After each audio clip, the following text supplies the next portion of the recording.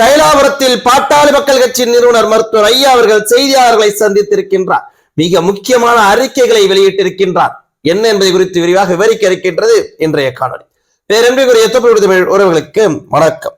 நான் அவங்க மயிலாமூர் கார்த்தி. பார்த்து கொண்டிருக்கக்கூடிய பார்வையாளர்கள் சேனலை சப்ஸ்கிரைப் செய்தும் பெல் ஐகானை கிளிக் செய்தும் ஆதரவு தரும்படி கேட்டுக்கிறோம்.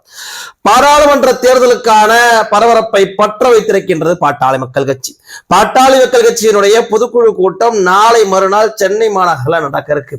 அதற்கு முன்பாகவே பாராளுமன்ற தேர்தல் குறித்தான விவாதங்கள் துவங்கியிருக்கு. காரணம், பாட்டாளி மக்கள் கட்சியின் நிறுவனர் தமிழக போராளி மருத்துவர் ஐயா அவர்கள் தைலாபுரத்தில் இன்று நடத்திய ஆலோசனை கூட்டம்.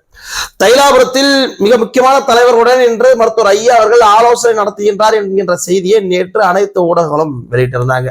அந்த சூழ்நிலை இன்று தமிழ்நாட்டினுடைய ஒட்டுமொத்த ஊடகங்களும் தைலாபுரம் வீட்டின் வாசலில் காத்து கொண்டிருந்தது.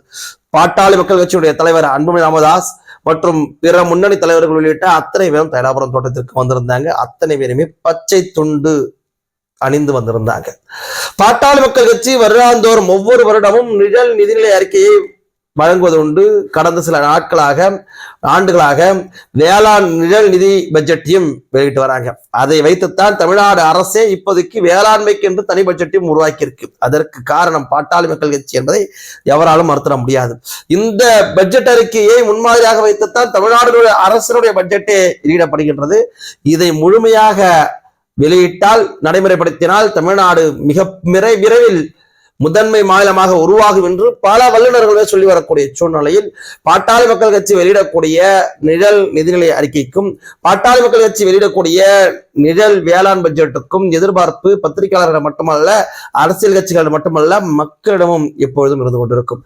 அப்படியாக இன்றைய தினம் தைலாபுரத்தில் பாட்டாளி மக்கள் கட்சியினுடைய நிறுவனர் தமிழக போராளி மருத்துவர் ஐயா அவர்கள் பத்திரிகையாளர்களை சந்தித்து அவருடைய கேள்விக்கு பதிலளித்தவர் மட்டுமல்லாமல் இந்த வருடத்திற்கான வேளாண் நிழல் நிதி பட்ஜெட்டை வெளியிட்டிருக்கின்றார்.